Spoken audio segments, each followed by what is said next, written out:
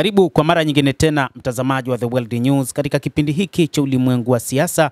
Uko nami Adam Hussein. Makamu wa kwanza wa rais wa serikali ya mapinduzi ya Zanzibar ametoa kauli juu ya tukio la kuzuiliwa kwake kwa masaa 8 huko nchini Angola. Ikiwa imepita siku moja tangu kuzuiliwa nchini Angola kwa saa 8, makamu wa kwanza wa rais wa Zanzibar Othman Masoud Othman amesema tukio hilo ni la aibu kwa diplomasia ya Afrika.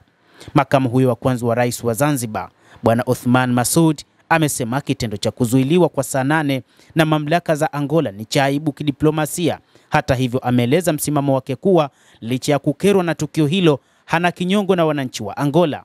Katika taarifa yake ya leo Machi 14 mwaka 2025, Othman amesema yeye pamoja na viongozi wengine walizuiliwa bila sababu yoyote na mamlaka za Angola alikokwenda kushiriki katika jukwaa la kidemokrasia Afrika. Hatimaye majira ya saa 4 usiku tuliachiliwa huru na kupelekwa katika hoteli ambazo tulipangwa huku tukiwa na uchovu, amesema makamu huyu wa rais wa serikali ya mapinduzi ya Zanzibar Othman Masoud, ambaye alikuwa ameambatana na viongozi kadhaa.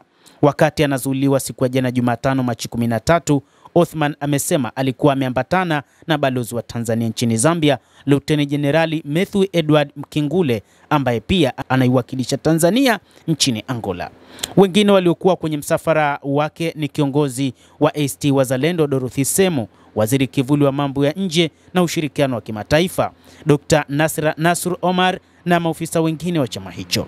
Vilevile mwenyekiti wa chama cha demokrasia na maendeleo Chadema Tundu Antipas Lissu, ambaye pia alikuwa anaenda kuhudhuria mkutano huo wa jukwaa la demokrasia Afrika PID, naye alizuiwa kuingia nchini humo. Hiki ni kitendo cha aibu kidiplomasia kilichotekelezwa na mamlaka za Angola na kimetia doa dhana ya Umoja wa Afrika AU, hasa wakati huu ambapo rais wa Angola ndiye mwenyekiti wa AU, amesema Othman katika ukurasa wake wa mtandao wa X. Othman pia amesema viongozi wengine wa kimataifa waliokwama pamoja naye ni marais wastaafu wa Botswana na Colombia, waziri mkuu mstaafu wa Lesotho, pamoja na wakuu wa vyama vya siasa kutoka mataifa mbalimbali. Walizuiwa katika uwanja wa kimataifa wa Luanda, Angola.